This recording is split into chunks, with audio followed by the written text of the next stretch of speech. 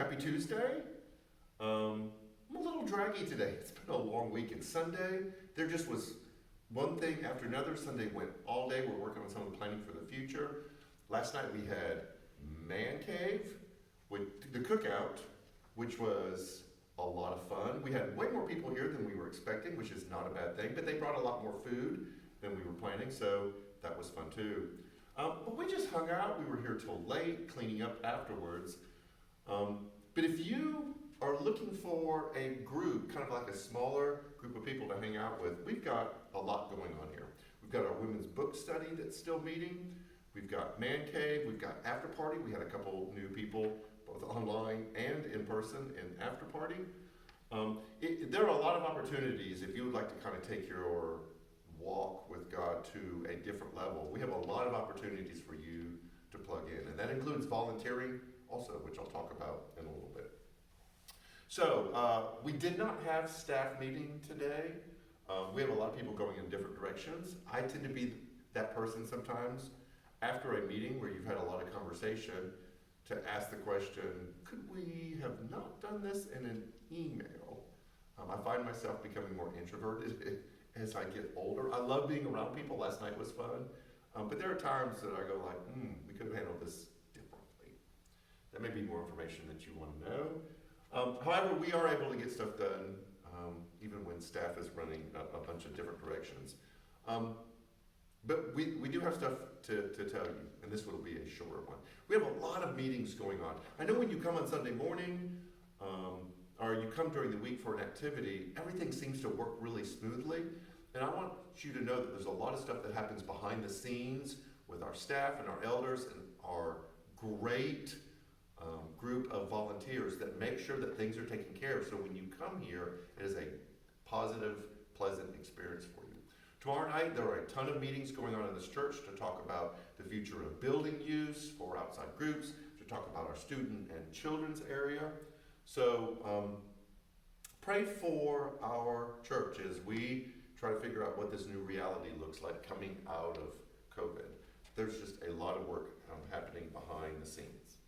I am standing in front of a bunch of supplies that you all have graciously brought, of snacks for our teachers, and then school supplies for our kids that the teachers will keep on site.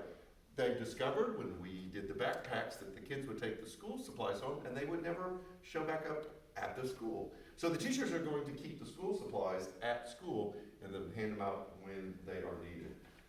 All of you have done a great job so far. We could still use some more school supplies. The list is available here. If you want to stop by and pick one up, you can call the church office, or it's available online. We will be running this till August 3rd, and then we will take it to the two Burwell schools, which we discovered no one had adopted. All of these schools are adopted by churches and organizations in our city, and these two schools hadn't been. They work with at-risk kids, so this is a great opportunity for us to be, quote unquote, for LaGrange. We will also be bringing the teachers breakfast on their first day back too, so that'll be a lot of fun. I have food listed on here. I have no idea why. It must have been really important, but it has escaped me now. Sunday, we are beginning a new series called Dear God, Honest Prayers to a God Who Listens. It's by Bunmi Latidam. I won't go into a whole lot of detail, but she grew up in a family of faith because of a lot of events that happened to her through her life. And the faith that she grew up with was too simplistic that it couldn't answer a lot of the questions that she had. And because her faith wasn't able to adapt and to seek and to ask questions, it fell apart and she lost her belief in God. Spent a long time in that place of no faith until she began writing down prayers that were honest and raw and real. God, help me understand these complexities and perplexities of life.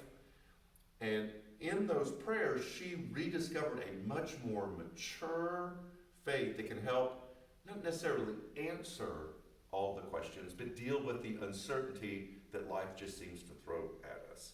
We're not saying buy this book to go through the series. We are pulling a lot of her prayers out and her journey as we process what it looks like to seek God.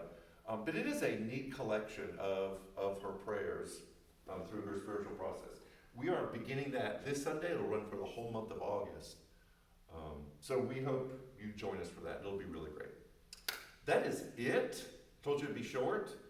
Everything you need to know is online. Our Facebook, Instagram, Twitter. Download the app. It's on the website. There are plenty of opportunities for you to know what's going on. If you have questions, call the church, and we will help you answer them. And share this information too, so other people who aren't in the line of communication can find out what's going on. That is it. Have a great day. Stay cool. It's beastly out there. And we will see you Sunday. Take care.